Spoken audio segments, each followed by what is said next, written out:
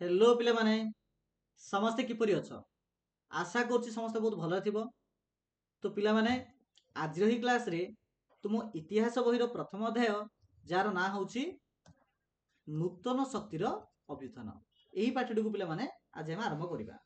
अच्छा पिला माने तुम माने समस्ते इतिहास ना शुणु शुणु निद आसे नै कि एक्चुअली मु मते जेबे पढुतुले तम भलिया सप्तम श्रेणी रे जेतेला हमको आम सार भी पढुतुले मते भी निद आस जाउतला। केवल मते ना मो सांग साथी निद आस जाउतला। एक्चुअली असुविधा कौन होता जानछ ना आम मानू माने एते इंटरेस्ट सहित आउ गप भले आमको पढ़ा होनुला किंतु पिला माने तम मानक पई सेटा हबनी। तम मानक मु आज रे क्लास रे एमिति पढ़ेबी आउ तम माने एमिति सुनिबो एमिति बुझिबो जे तम मानक माने से जिनसटा सबुदिन में तमरो मन रहि जिवो आ तुमको घोषिला भले मते फील हबो नाही। बुझि पारछ ना आ तो आमे से प्रकार पढ़िबा।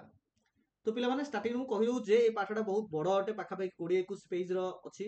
तो आमे गोटे पार्ट रे तो सरेबानी आको आमे किछि किछि अल्प अल्प करिकरी तीन चारटा पार्ट भी लागि पारे। तो से तीन चारटा पार्ट आमे कवर करिबा। बुझियला ना ओके देखो पिले। तो पाठर ना होछि हमर नूतन शक्तिर अभितर। अच्छा पिला माने एठारे शक्ति बेले आमे कोन बुझिबा कोन बुझिया कहलो। अच्छा पिला माने आमे समस्त जानिछे जे आम देश 1947 मसिया अगस्त मास 15 तारिख दिन कोन हला ना स्वाधीनता हला। अच्छा ता पूर्वरु ताहले आम देश कोन थिला ना पराधीन थिला। कोमानक द्वारा पराधीन थिला आमे समस्त पिला दिन सुन सुनी आसे इंग्रेज मानक द्वारा पराधीन थिला। तो एठारे पिला माने सेही इंग्रेज माने होउछनी गोटे शक्ति। बुझि पाला ना इंग्रेज माने होउछनी गोटे शक्ति। अच्छा जदि आमे इंग्रेज मानकर पूर्व कथा देखि माने तार पूर्व टाइम पीरियड कथा जदि आमे चिंता करिबा तेबे आम मानको मुगल राजा माने शासन करथिले। अच्छा अकबर ना सुनथिबो नै कि अकबर जहांगीर एमान सब ना तुम सब सुनथिबो। अच्छा हमर जो आग्रा रे अछि ताजमहल नै कि ताजमहल को किए बनैथिले कहीं कहलो कमेंट सेक्शन में कमेंट्स कलो। तो सेमान होउछन पिला माने मुगल राजा। तो सेमान मते गोटे प्रकार शक्ति। तो इमिति जो माने भारत को आक्रमण करी भारत को शासन करथिले से इंग्रेज माने हुंतु किंबा अकबर जहांगीर भलिया मुगल राजा हुंतु किंबा अन्य माने हुंतु एमानकु पिला माने एठारे कोआ जायछि नूतन शक्ति। तो जदि हमें भारतर इतिहास को देखिबा इतिहास अर्थ कोन पिला माने षष्ठ क्लास रे ऑलरेडी पढिचो इति अर्थ अतीत हासर अर्थ कथा।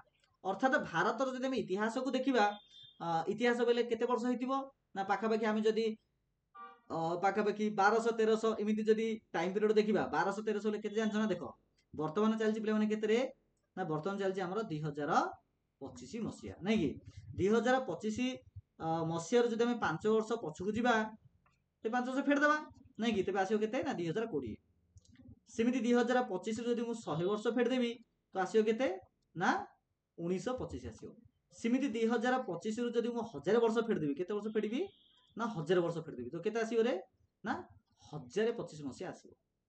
बुझियला ना मनकर मु कहिबी जे आज की 1000 वर्ष तळे गोटे घटना घटिला बेले तुम बुझिया पड़ियो जे 1025 मसिया जिने वर्तमान 2025 मसिया चलछि तो 1025 मसिया रे। अच्छा सेमिति मु मन 2025 रु सपोज माने मु 1200 वर्ष फेडिबी केते वर्ष फेडिबी ना 1200 वर्ष फेडिबी तो केते आसियो रे ना 825 मसिया आसियो। बुझियला ना तो 825 मसिया रे जो घटना घटिथिबो सेडा आज की केते वर्ष तळे ना 1200 वर्ष तळे हेथिबो। तो देखो पिला नु स्टार्टिंग गोटे जिंस कहि दउची आमर पुरी रो जगन्नाथ मंदिर अछि जानछो कि नहीं अरे जानछो कि नहीं जानछो बहुत बढ़िया। तो पुरी रो जो पिला माने जगन्नाथ मंदिर अछि ताहा पाखा पाखी 1100 मसिया रे तैयारी हितला 1100 थ एक्जेक्टली मु 1100 कहूनी 1115 20 भी पारे 1110 भी पारे। तो मु एवरेजली कहूचे 1100 मसिया पाखा पाखी हमर पुरी रो जगन्नाथ मंदिर तैयारी हितला। ताहले इमेजिन करो वर्तमान चलछि 2025 मसिया ताहले आज की केते वर्ष तळे हमर पुरी रो जगन्नाथ मंदिर तैयारी हितिबो टिक इमेजिन करो। देखो 2025 रु जदि हम 1100 मसिया जदि फेड देबा ते पिला माने पाखा पाखी हमर 900 वर्ष प्राय आसुछि केते वर्ष 900। तो चिंता करिया पड़ियो जे हमर पुरी रो जगन्नाथ मंदिर आज की 900 वर्ष तळे तैयारी हितिला।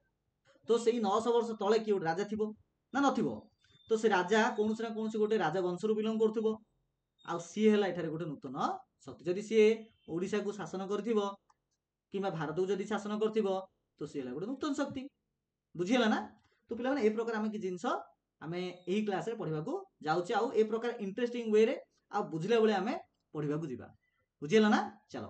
तो देखो ए जो नूतन शक्तिर अभिधान अछि पिला माने एतरे किछरा पॉइंट देछि जेमिन देखो क जो थिले खला ऐतिहासिक माने ओ सेमानकर उपादान सेमिति ख तार किसी गोटे पॉइंट थिबो सेमिति ग घ म च एमिति पिला माने 5-6टा पॉइंट अछि पूरा चैप्टर रे बुझिला ना ता भितर जो प्रथम पॉइंट देला जे ऐतिहासिक माने सेमानकर उपादान देखो बेले भारत को जो जो नूतन शक्ति माने जो शासन करिसंती सेमानक विषय रे जदि हमकु जानिबाकू अछि तेबे हमकु कोन करिया पड़िबो ना इतिहास बही रो सहाय्य नेबाकू पड़िबो। अच्छा इतिहास बही को लेखिबारे मुख्यतः कोमानकर बड़ भूमिका थाए पिला माने ना ऐतिहासिक मानकर मुख्य भूमिका थाए ताले ऐतिहासिक बोले हम काहू कहबा ना जेउ माने इतिहास उपरे रिसर्च करती अनुसंधान करती तर्क वितर्क करती आउ इतिहास विषय वैज्ञानिक संगत आलोचना करके आमको जो इनफॉरमेशन दियंती सेमानकु मध्य कहबा बा सेमानकु आमे कोन कहबा ऐतिहासिक बोली कहबा। आउथरे कहूची जेउ माने इतिहास विषय अनुध्यान करती अनुसंधान करती विज्ञानगत तर्क वितर्क करती सेमानकु पिला माने आमे कहबा ऐतिहासिक बुझिला ना।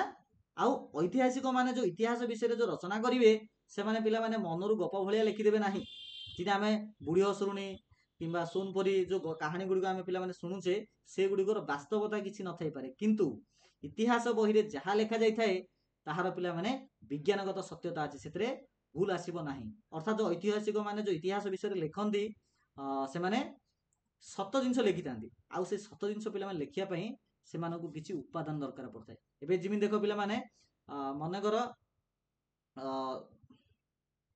देखो बोले मनकर तुम सांग मनकर गोटे चॉकलेट गोटे खाई बोली तुम देखिच अच्छा तुम जदि जनकु कहबो जे तुम सांग चॉकलेट खाई बोली प्रमाण कौन अच्छी किसी तो गोटे प्रमाण थिया पड़ो जमी कौन ना तुम सांगर पकेट जदि चॉकलेट जरी अच्छी किंबा ता दांतरे जदि लगी कि स्मेल होउथिबो तो आमे कहि परिबा जे हाँ यही स्मेल बा यही जरी को आधार करी आमे कहि परिबा जे से चॉकलेट खाइथिला बोली बुझिला ना।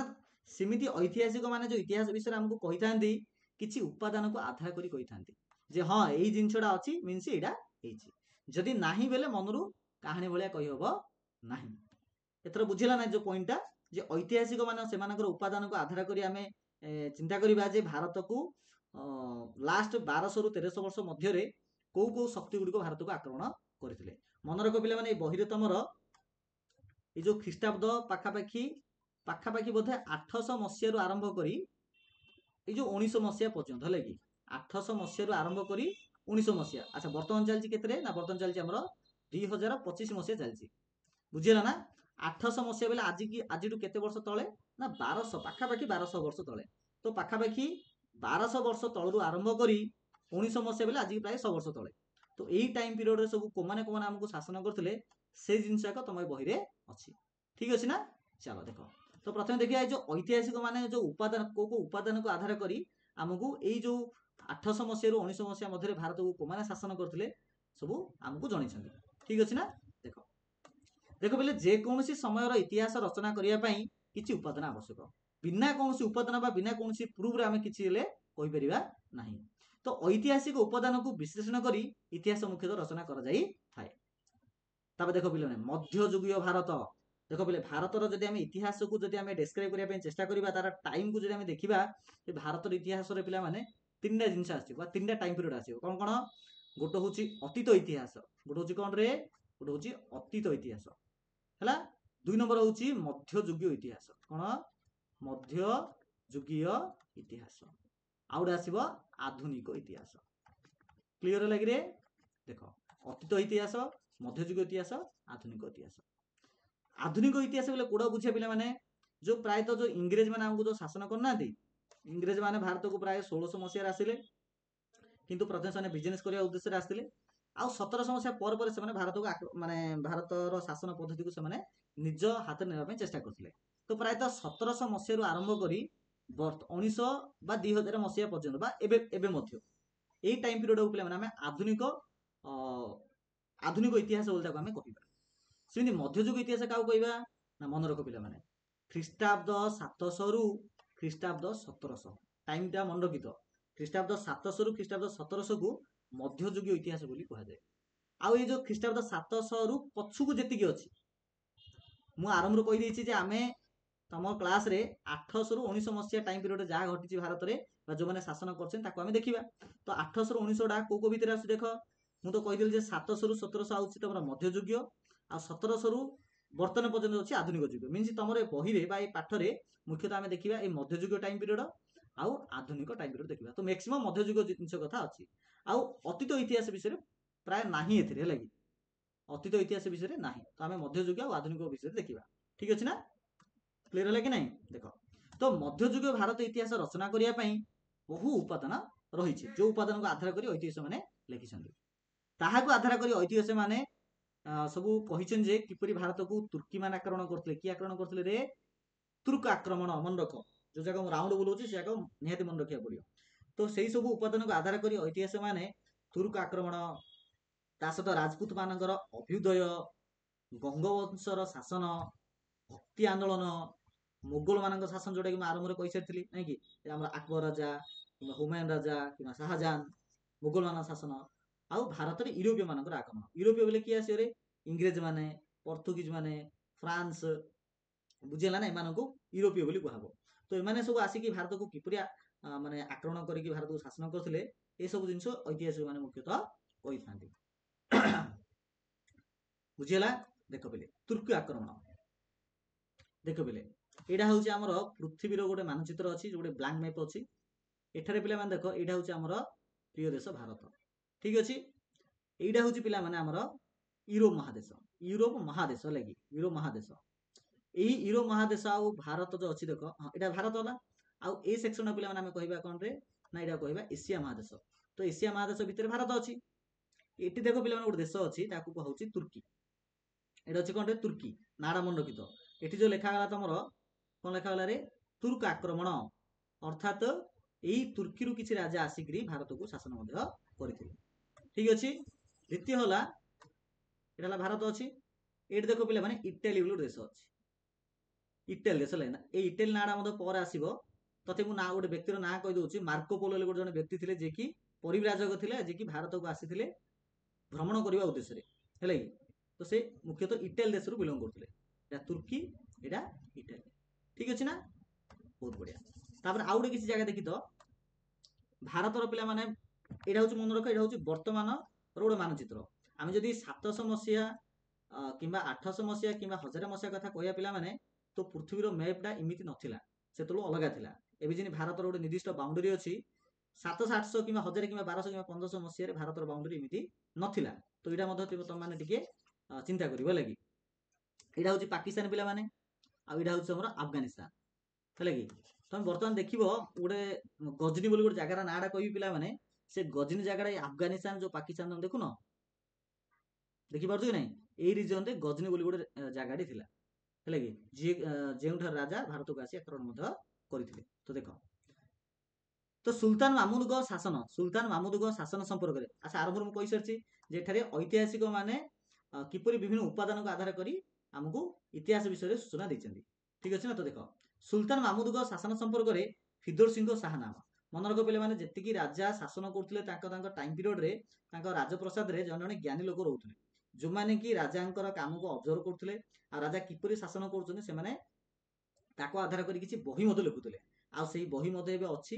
ଆଉ ସେଇ ବହି ଗୁଡ଼ିକୁ ଐତିହାସିକ ମାନେ ପଢିକି ଆମମାନଙ୍କୁ ତମମାନଙ୍କୁ ଆମମାନଙ୍କୁ ଜଣାଉଛନ୍ତି ଯେ ସେ ଟାଇମ ପିରିୟଡରେ ରାଜାମାନେ କିପରି ଶାସନ କରୁଥିଲେ। ତ ଯେମିତି ସୁଲତାନ ମାମୁନଙ୍କ ଶାସନ ସମ୍ପର୍କରେ ଫିରଦୋସ ନାମକ ଜଣେ ବ୍ୟକ୍ତି ଥିଲେ, ଯିଏକି ଶାହନାମା ନାମକ ଗୋଟେ ବହି ଲେଖିଛନ୍ତି। ତ ଓବିୟସଲି ଶାହନାମା ବହିଟାକୁ ଐତିହାସିକ ମାନେ ପଢିବା ଦ୍ୱାରା ତାଙ୍କେ କହିପାରିଛନ୍ତି ଯେ ମାମୁଦ କିପରି ଶାସନ କରୁଥିଲେ। ସିମ୍ପଲ କଥା।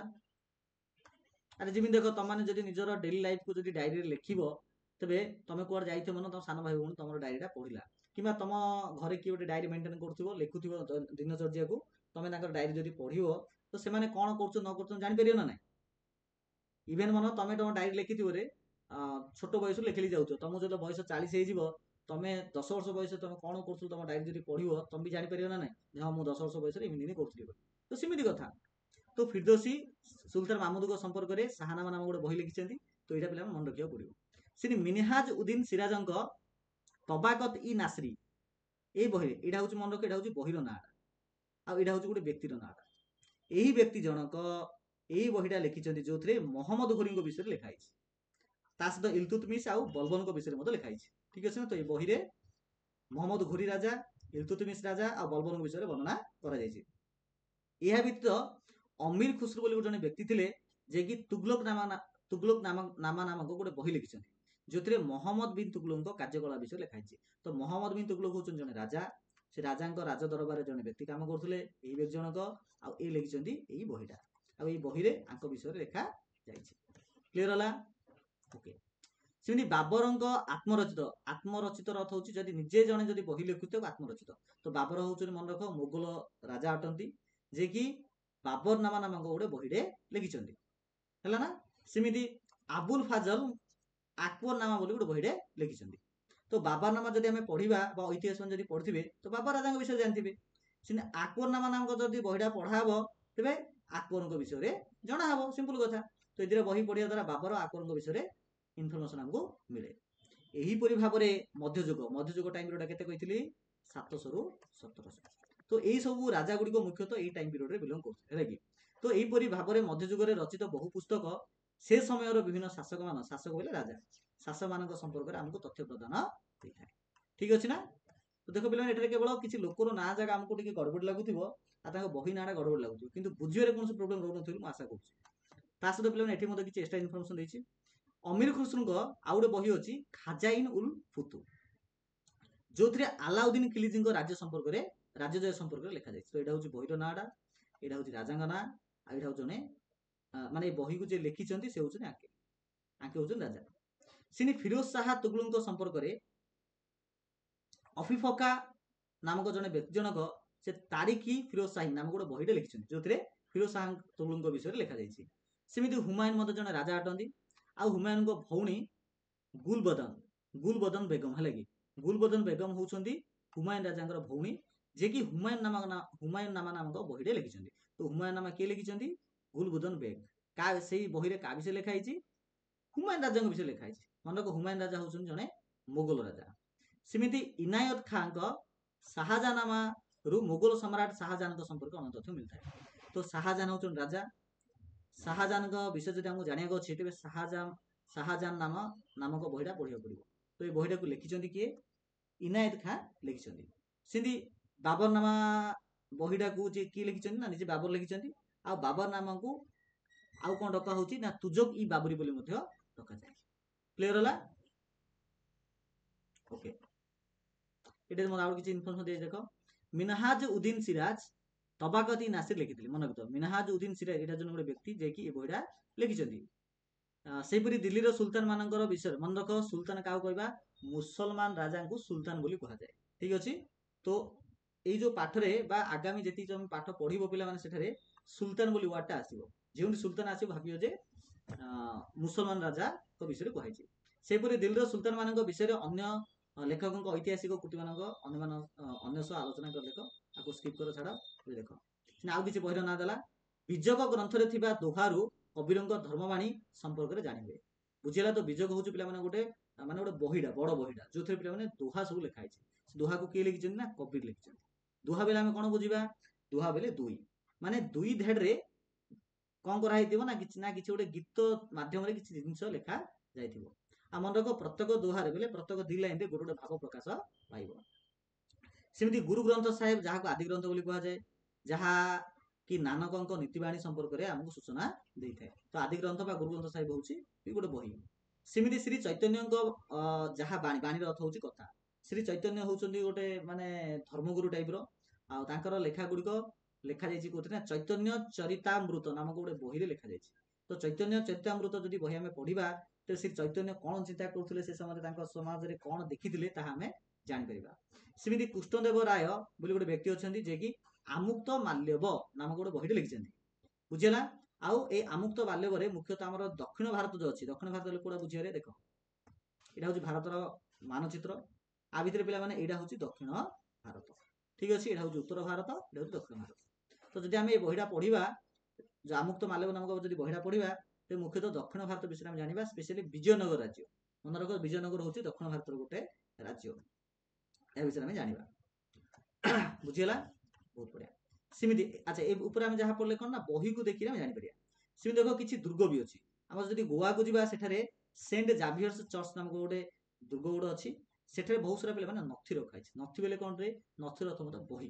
ठीक अच्छे। तो गोवा रे सेंट जावियर्स चर्च रे बहुत सारा नथी अच्छी जो भारत जो पर्तुगीज माने पर्तुगीज किए आसी ना यूरोपीय माने आम स्टार्टिंग में पढ़ते जे भारत को कौन कौन शासन करते ना तुर्की मैंने शासन करते राजपूत मैंने भक्ति आंदोलन होता मुगल मैंने शासन करते सहित यूरोपीय मैंने शासन करते यूरोप बेले कौड़ा आम देखते यूरोप अर्थ हूँ यहाँ को यूरोप महादेश कहुए तो यूरोप महादेश बहुत गुड़े देशर राजा मैंने आसिक भारत को शासन करते तो ता भितर पर्तुगीज मैंने गोटे देश अटंती बुझीगला तो जब आम गोवार सेंट जावियर चर्च को जीवा से जो नथिपत्र पढ़ा तो पर्तुगीज मान कार्यकलाप संपर्क आम सूचना पाइपर सेमती आम जब कोलकाता जीवा कोलकाता अच्छी कौन ना दुर्ग दुर्ग फोर्ट विलियम सेठारे किसी नथिपत्र अच्छी जब पढ़ा तो इंग्रेज मान विषय में जाना क्या जाना इंग्रेज मान जो इंग्रेज मैंने दीर्घ 200 वर्ष धरी शासन करते विषय में अधिक जापर ठीक अच्छे ये देख पे अभिलेख बेले कौन तार डेफिनेशन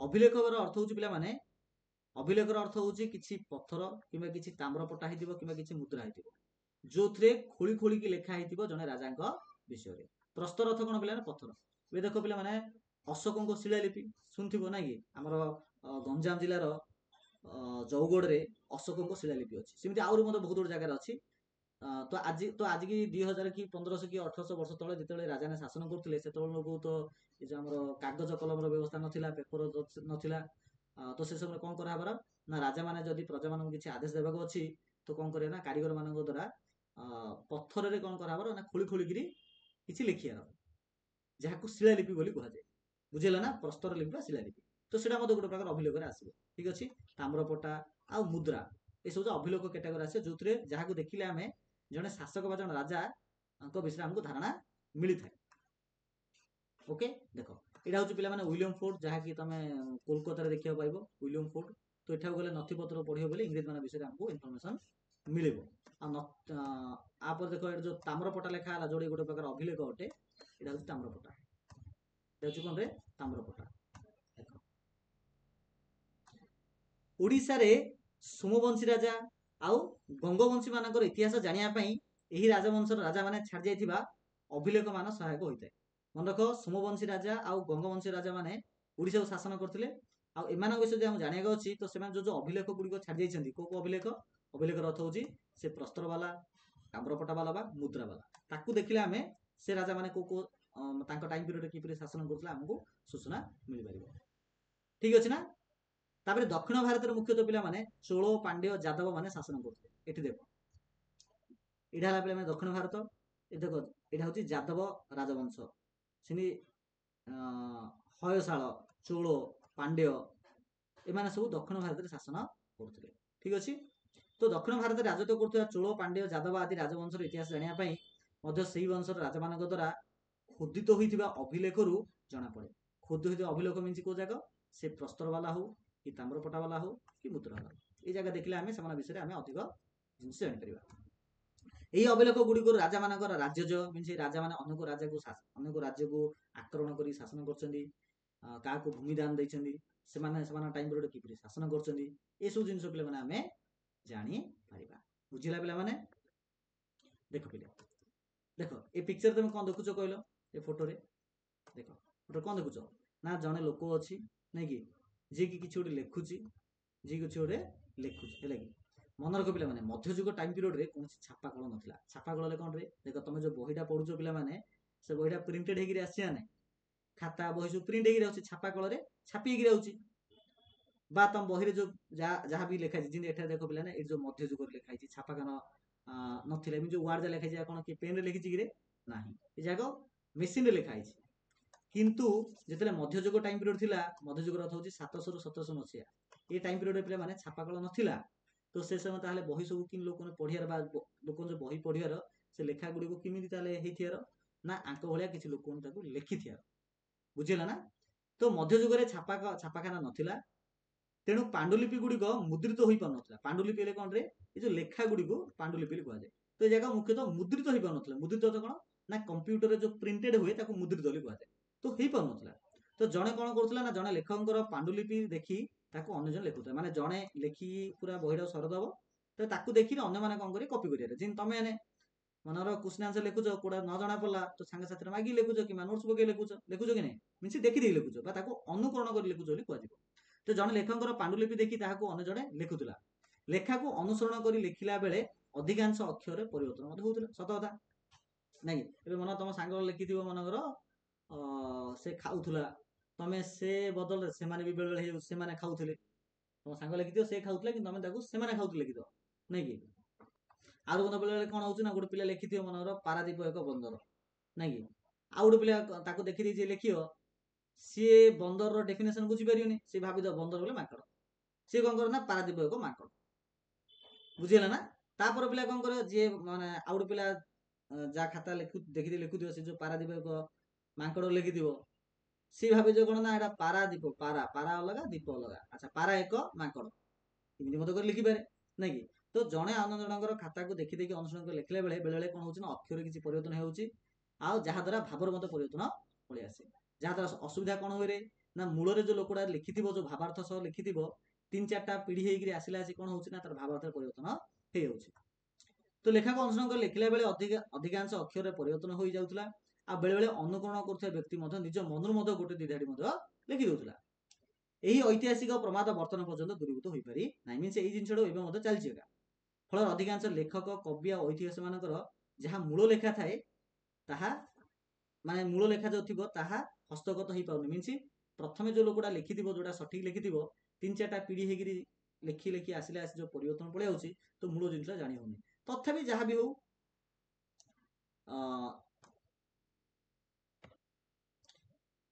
ଆମକୁ ଯାହା ଅଛି ତାକରେ ସେଥିରେ ଏକା କାମ ଚଳାଇବାକୁ ପଡିବ ନାଇଁ କି?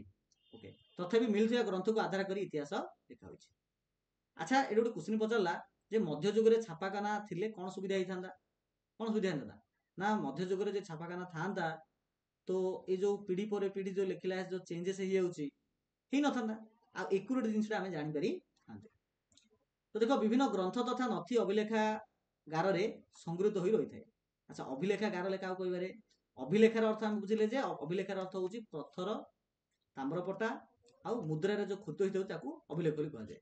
ଅଭିଲେଖା ଗାର ହେଲେ ଆମେ କାହାକୁ ବୁଝିବା ନା ସେ ଜିନିଷ ଗୁଡିକ ଯୋଉଟେ ଷ୍ଟୋର କରି ରଖାଯାଏ, ଜିନିଷ ଗୁଡିକ ନଷ୍ଟ ହବନି, ତାକୁ ଅଭିଲେଖା ଗାର ବୋଲି କୁହାଯାଏ। ତ ବିଭିନ୍ନ ଗ୍ରନ୍ଥ ଆଉ ବିଭିନ୍ନ ନଥି ଗୁଡିକ ଅଭିଲେଖା ଗାରରେ ସଂଗୃହୀତ ହୋଇ ରହିଥାଏ। ଆଉ ଐତିହାସ ମାନେ କଣ କରନ୍ତି ନା ସେଇ ଅଭିଲେଖ ଗାରକୁ ଯାଆନ୍ତି, ସେଗୁଡିକୁ ପଢନ୍ତି ଆଉ ଇତିହାସ ବିଷୟରେ ରଚନା କରିଥାନ୍ତି।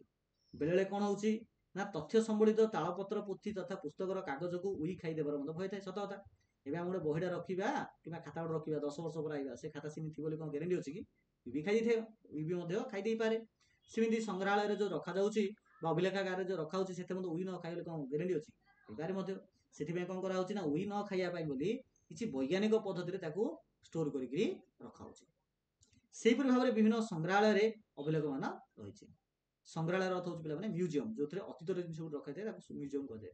ତମେ ନିୟରେଷ୍ଟ ଆମର ଭୁବନେଶ୍ୱର ଯାଇପାରିବ ମ୍ୟୁଜିୟମ ଦେଖିବା ପାଇଁ କିମ୍ବା କୋଲକାତା ଯାଇପାରିବ ନାଇଁ କି? ଆଉ ମ୍ୟୁଜିୟମ ଯାଇକିରି ମଧ୍ୟ ଐତିହାସ ମାନେ ସେଗୁଡିକ ପଢିକିରି ଇତିହାସ ବିଷୟରେ ରଚନା କରିଥାନ୍ତି। ଓକେ, ତ ଏଠି ଦେଖ କିଛି ଗୋଟେ ଦେଇଛି, ତୁମେ ଜାଣିଛ କି ଅଭିଲେଖାଗାରରେ ବହୁ ନଥିପତ୍ର ତା ସହିତ ଦିନଲିପି ଯାହାକୁ ଡାଏରୀ ବୋଲି କହୁଛେ ତଥା ପୁସ୍ତକ ଆଦି ରହିଥାଏ। ଗବେଷକ ମାନେ ସେମାନଙ୍କର ଗବେଷଣା ପାଇଁ ଏଇଠାରୁ ଉପାଦାନ ସଂଗ୍ରହ କରନ୍ତି। ତ ଏଠାରୁ ଉପାଦାନ କୋଉ ଜାଗା ହେଲା? ଏଇ ନଥିପତ୍ର, ଡାଏରୀ, ପୁସ୍ତକ, ବୁଝିଲା ନା? ଏଇ ଜାଗା ହିଁ ହେଲା ତାଙ୍କର ଗୋଟେ ଉପାଦାନ। ଓକେ, ତ ଆମର ପିଲାମାନେ କ ପଏଣ୍ଟ ସରିଲା। ଖ ପଏଣ୍ଟରେ ଆସେ ପିଲାମାନେ ତୁର୍କୀ ମାନଙ୍କର ଆକ୍ରମଣ କିପରି ହୋଇଥିଲା। ତ ପାଖାପାଖି ପିଲାମାନେ ଆମର ବହୁତ ସମୟ ହେଇଗଲାଣି ନାଇଁ କି? ପ୍ରାୟ ପାଖାପାଖି ଅଧଘଣ୍ଟାଟି ପାଖାପାଖି ହେଲାଣି। ତ ଆମେ ଆଉ ଆଗକୁ ଯିବାନି, ଏଠି ଆମେ କ୍ଲୋଜ କରିବା। ପରବର୍ତ୍ତୀ ପାର୍ଟରେ ଆମେ ପିଲାମାନେ ତୁର୍କୀ ମାନଙ୍କର ଆକ୍ରମଣରୁ ଆମେ ପଢିକି। ତ ପିଲାମାନେ କ୍ଲାସଟି କିପରି ଲାଗିଲା ନିହାତି ସମସ୍ତେ କମେଣ୍ଟ ସେକ୍ସନ କମେଣ୍ଟ କରିବ, ଠିକ ଅଛି ନା? ଆଉ ସମସ୍ତେ ଏଇ ଟାଇମରେ ପଳେଇ ଆସୁଥିବ, ଆମେ କ୍ଲାସ କରିବା। ଚାଲ, ଥ୍ୟାଙ୍କ ୟୁ ସୋ ମଚ୍।